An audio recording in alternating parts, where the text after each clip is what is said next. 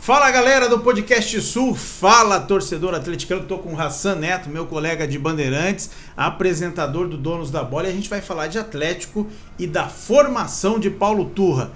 Cara, é a trinca e mais 8, qual trinca é essa? Pablo, Vitor Roque e Terans, esses três não podem sair do time.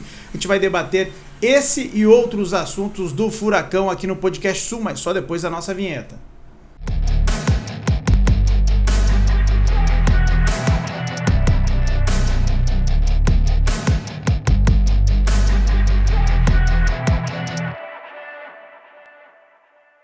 É isso aí, galera, já vai deixando o like no vídeo, se inscreva no canal e eu quero a participação de vocês nos comentários. Diga de onde você está nos acompanhando. Hassan Neto, você acompanhou a estreia do Atlético na Libertadores e depois deste primeiro jogo, porque a gente pode dizer que é o grande jogo da temporada, né? Tivemos aí Campeonato Paranaense, que é um teste mais abaixo, né, tecnicamente, já começou a Libertadores e o Atlético já enroscou no Aliança Lima. E a pergunta que fica, mexeu errado o Paulo Turra, escalou errado, como é que tem que ser esse ataque atleticano? Você defende que essa trinca e mais 8, é isso? Salve Pinduca, salve galera do Podcast Sul. Na verdade assim, né, eu inclusive tenho levantado essa questão no programa. O Atlético ganhou um ponto em Lima ou deixou 2 pontos para trás? Isso a gente só vai descobrir na sequência, né? Mas a verdade é que no primeiro tempo, e mesmo com uma formação que eu particularmente não gosto, com Canóbio de um lado e o Coelho de outro, né? O Atlético fez um bom primeiro tempo. Coletivamente, inclusive, foi o melhor jogo do Atlético na temporada, na minha opinião. Até então eu não conseguia enxergar jogo coletivo do Atlético. O Atlético resolvendo a sua vida, principalmente no campeonato estadual, na individualidade dos seus melhores jogadores. Eu continuo insistindo que o Atlético tem um bom elenco, aliás, o Atlético tem um grande elenco para os padrões do futebol brasileiro, para os padrões do futebol sul-americano e em condições de formar um time altamente competitivo. Mas as escolhas estão erradas. A comissão técnica é que tem se equivocado com algumas escolhas. Entre elas, as insistências de Coelho e Canóbio como titulares do ataque do Atlético. Até agora não deram a resposta. Deixa eu te fazer uma provocação aqui. Você não acha que para esse jogo de estreia, a ideia de Coelho pela esquerda, Canóbio pela direita e Vitor Roque mais à frente não era ser um time veloz, reativo? Isso não funcionou, principalmente no primeiro tempo? Na teoria era isso, mas na prática não aconteceu, não funcionou. O Atlético não venceu o jogo. O Atlético não transformou as oportunidades criadas em gols. Então, o que o Paulo Turra e o Felipão pensaram foi uma coisa, o que aconteceu foi outra completamente diferente. Desde o ano passado, eu venho batendo na mesma tecla e venho insistindo. Até quando a comissão técnica do Atlético vai teimar em não testar, pelo menos testar, Terans, Pablo e Vitor Roque juntos? Pablo e Vitor Roque já estiveram juntos, mas com o Terans fora. Então, a pergunta que eu faço é, até quando? Até quando vai continuar essa teimosia em não testar Terans, Pablo e Vitor Roque juntos? Acho até que o próximo domingo, o segundo jogo da final contra o FC Cascavel, será uma grande oportunidade dessa comissão técnica fazer esse teste. Como é que você pensa esses três? Seria Pablo e Vitor Roque à frente e o Terans como terceiro de meio campo, ou os três de fato jogando de atacantes, né? Com daí ou 3 volantes ou o Vitor Bueno? Vamos lembrar que o Terans, antes desse jogo contra o Alianza Lima, ele no Campeonato Paranaense vinha jogando como atacante. Ele vinha jogando mais avançado. E o Vitor Bueno é quem vinha fazendo a função de meia, né? Então, eu imagino o Terans aberto de um lado, o Vitor Roque aberto de outro, até porque o Vitor Roque tem condições de fazer esse papel, de cumprir, né, essa função. E aí o Pablo mais centralizado. Com a inteligência tática do Pablo, quem ganha é o Vitor Roque. E daí, essa é a minha opinião. E daí as soluções para para substituições daí seria Canóbio, Coelho, né? Em caso de Libertadores, o William Bigode, né? Aí esses caras Thiago Andrade. Eles vêm como alternativa, não como solução. Exatamente, é o que eu venho dizendo há algum tempo. Porque eles até agora, como soluções, eles não deram a resposta.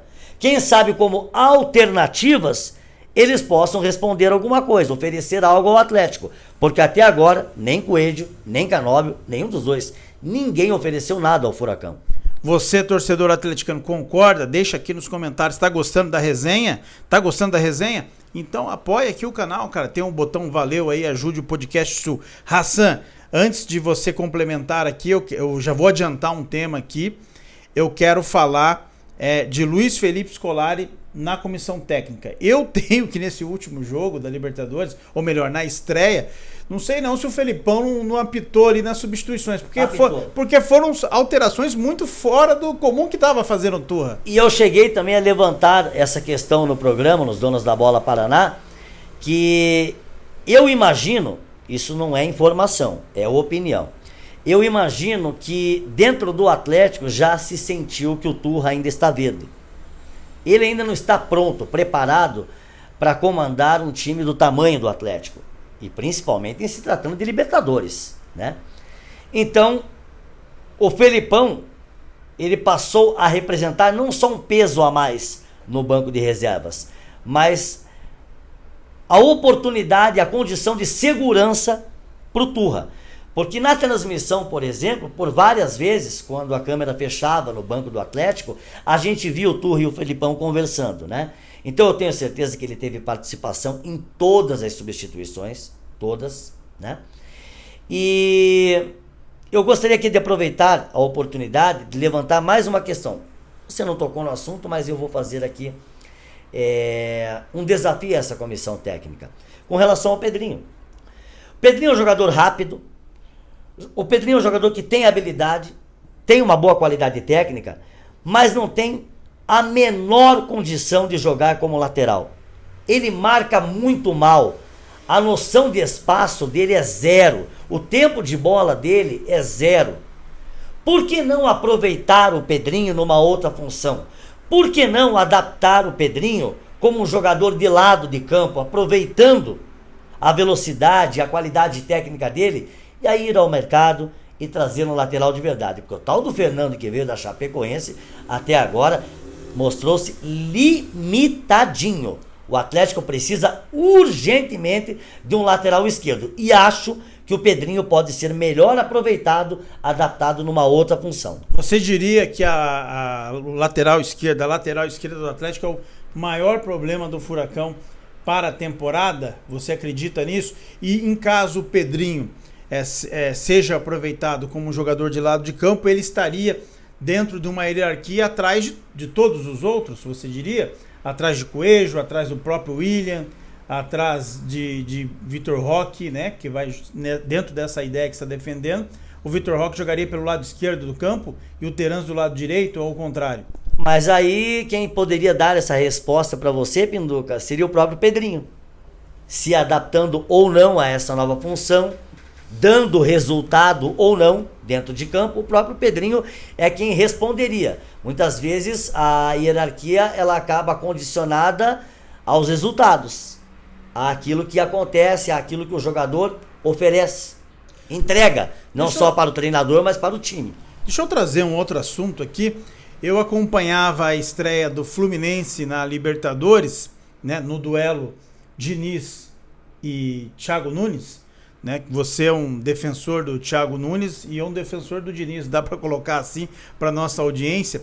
O criador e a criatura em campo, o criador, né? Não vou fazer polêmica aqui, não, mas eu quero pegar a seguinte fala. Mas por que criador e a criatura? Porque eu não entendi, porque quem trouxe o Thiago Nunes para o Atlético foi o Paulo Autuori.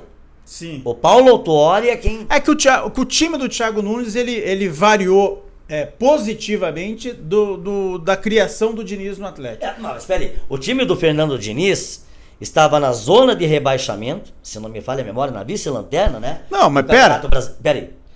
Na vice-lanterna do Campeonato Brasileiro, salvo engano aqui, e com a corda no pescoço. E classificado na Sula. Tá. Mas calma aí. Era a condição do Atlético na oportunidade. Classificado na Copa do Brasil, time lembrar, copeiro. Tá, e aí vamos lembrar que na lateral esquerda, o titular do Fernando Diniz era o Thiago Carleto. E no meio era o Camacho. Com o Thiago Nunes, o titular passou a ser o Renan Lodge. E no meio, o Bruno Guimarães. E aí, o Thiago Nunes encerra a temporada com o título da Sul-Americana e com a 7ª colocação no Campeonato Brasileiro. E a sequência, eu não preciso nem lembrar. Respondi você ou não? Não, o recorte mais recente é o 3-1 de virada do Fluminense. Mas não é esse o papo. Em cima do Sporting Cristal. Mas não é esse o papo. O papo é uma fala do Diniz. Do Diniz não, de um jogador que foi pra coletiva com o Diniz, que eu não vou... Jogador André, que falou assim: nós treinamos aqui no Fluminense 2 a 3 posições. O que o Diniz implantou na cabeça do jogador? Para que você vai se apresentar como lateral esquerdo? Talvez seja a tua função de origem. Mas como aqui a gente está treinando e o treino é um laboratório, eu vou treinar você sei lá, de meia, de não sei o que. Ou seja, o jogador, ele ganha um repertório maior, que ele pode servir. Então, pensando, acho que nessa maneira que o Diniz implantou no Fluminense, eu acredito que em outros clubes também, né, pode justificar aí essa experiência com o Pedrinho. E eu lembro aqui, né, você vai concordar comigo, que o Atlético tentou, se não me engano, na época do Autuori, não sei nem se é do Autuori ou do Valentim ali, jogar o Eric para lateral direita. E ele não quis bater o pé, e hoje eu vou falar pra você, pra mim é tão fundamental como o Fernandinho, o Eric de titular. Sim, né? Cresceu muito. Então, às vezes, como é que você vê essa situação do dia a dia de você adaptar funções? Eu gosto dessa questão da versatilidade, da polivalência, de você testar, de você fazer experiências, né? Só que assim, com relação ao Fernando Diniz, para mim o grande problema do Diniz está na teimosia dele com relação a algumas ideias que ele tem sobre futebol. É um cara que não abre o leque, que bate o pé, que não aceita uma reflexão. E olha que ele é um cara formado em psicologia, né? E deveria ser o contrário, o comportamento dele. Então, esse é o problema do Diniz, na minha opinião, né? O Diniz não para, não pensa, repensa, reflete e não muda alguns conceitos. Ele continua batendo o pé com relação às mesmas ideias. Aí a pergunta que eu faço: ganhou o quê? Calma, né, Hassan? O Hassan já vai com a sola levantada. Futebol é resultado. Futebol é resultado. Mas se futebol é resultado, o Paulo Turra não perdeu nenhuma. E agora? Mas nós não estamos questionando o resultado. Nós estamos questionando... Aí quando a gente questiona o Paulo Turra, a gente questiona a performance. Dentro do Campeonato Paranaense. Agora eu passo uma pergunta para você. No Paranaense, o Atlético coletivamente mostrou o repertório e ideia de jogo? Não, eu tenho falado aqui no podcast Sul, inclusive, que o Atlético só está onde está no Campeonato Estadual devido à fragilidade dos seus adversários. E a qualidade... individual de muitos de seus jogadores. Até porque em jogos horrorosos do Atlético, o Atlético acabou vencendo, né? O Atlético só perdeu ponto pro Curitiba nesse estadual. Um jogo onde no segundo tempo, principalmente, amassou o Curitiba. O Curitiba teve muito mais sorte do que juízo. Agora só pra gente finalizar, Raça, a ideia principal do vídeo aqui é Pablo, Vitor Roque e Davi Teran. Seria a trinca de atacantes. Lá atrás, eu acho que ninguém se questiona no momento. Kelvin, Thiago Heleno, Zé Ivaldo e Pedrinho. Eu tô esperando o Kaique Rocha. Eu tô esperando. Até agora só vi o Kaique Rocha em ação uma vez. Aí ele acabou se machucando, saiu, voltou e não foi mais utilizado. Eu gostaria muito de ver o Kaique Rocha em ação. Gostaria muito mesmo, porque eu sei que a torcida do Atlético, ou parte dela, né, não confia tanto no Zé Ivaldo, não confia tanto no Pedro Henrique, não confia tanto no Matheus Felipe. Unanimidade na torcida do Atlético, neste momento, apenas o Thiago Heleno. Thiago Heleno que já não joga contra o Galo. Agora, mas basicamente a linha de 4, talvez a divergência com um jogador aí, no teu caso. Inclusive, eu tenho um grande amigo, Coxa Branca, o Igor Cury, torcedor fanático, ferrenho, um cara que conhece muito futebol, inclusive é fã do Podcast Sul, está sempre acompanhando o podcast, ele gosta muito, né, dessa dupla de zaga, Zé Ivaldo e Thiago Heleno. Ele acredita que transmite muita segurança, né? Que os dois juntos formarão a dupla de zaga que o Atlético precisa. Mas também defende que no caso do Atlético não poder contar ou com o Zé Ivaldo ou com o Thiago Heleno, que a primeira opção seja o Pedro Henrique, que ficou marcado, né, por aquela expulsão na final da Libertadores do ano passado. Eu já não penso como ele. Por isso... Você dispensaria o Pedro Henrique? Não dispensaria o Pedro Henrique. Eu acho que o Pedro Henrique até aqui mostrou-se um zagueiro extremamente limitado, né? Ele não é um zagueiro que transmite segurança. Ele não passa confiança. Aliás, quem acompanha os donos da bola Paraná deve lembrar que 4 ou 5 jogos antes da final da Libertadores, quando o Pedro Henrique vinha falhando constantemente, eu chamei a atenção e falei: olha, o Felipão vai insistir com o Pedro Henrique e ele vai comprometer. Deu no que deu na final. Moçada, eu quero like no vídeo, comentários, vai dividindo os temas aqui. Pro Igor Cury, que é grande Igor Cury, tá convidado, qualquer hora vamos bater uma resenha aqui para falar do Coritiba. Só para finalizar, Hassan, nós colocamos ali Bento no gol, acho que ninguém, por mais que tenha o Mikael aí aparecendo, né, mas o Bento é o titularíssimo. Kelvin, Thiago Heleno, né, Zé Ivaldo, aí para mim é o Zé Ivaldo, para você deixa aí um parêntese. O Pedrinho, até porque não tem outro. Posso ser sincero? Eu acho o Matheus Felipe mais zagueiro do que o Zé Ivaldo e o Pedro Henrique. Mas aí é opinião. Mas repito, eu gostaria de ver o Kaique Rocha em ação. Volantes. A gente defendendo aqui a trinca com Vitor Roque, Pablo e Terence, nós vamos jogar com 3 no meio. Acredito que Eric e Fernandinho são os donos do time. E Vitor Bueno. Vitor Bueno. Alex Santana não? Não. O Paulo Turra tem que ser fiel àquilo que ele apresentou à torcida, certo? A formação de meio campo que mais jogou até aqui nesse início de temporada foi Eric, Fernandinho e Vitor Bueno. E era o que se esperava para o jogo de estreia lá em Lima, no Peru, contra o Aliança. E ele surpreendeu, quando ele saca o Vitor Bueno, quando ele puxa o Terence para o meio, abre Canóbio de um lado, abre Coelho de outro e centraliza o Vitor Roque. Não deu resultado, volume de jogo, criou oportunidades, mas não fez o gol, não venceu, então não deu resultado. Ponto. Então vamos lá, no pique do rádio, torcedor atleticano anota no papel, Kelvin, Bento, Kelvin, Pedro... Porra, aí você me ferra, você fica cutucando aqui. Deixa eu fazer no pique do rádio aqui pra galera anotar o 11. Nós estamos no rádio, por alguma casa? Não, mas o pique do rádio é pra ir rápido. É o seguinte... Você podia fazer uma coisa que o Napoleão fez dias atrás aí na Aliás, o Napo diz que Vitor Roque e Terence são insubstituíveis. Né? Não se pode tirar. É tipo o Messi na Argentina, joga até a hora que pedir pra sair. O Napo, dia desses, numa transmissão da N Sports, aliás, uma brilhante transmissão, e o Napo hoje é um dos melhores narradores da televisão brasileira.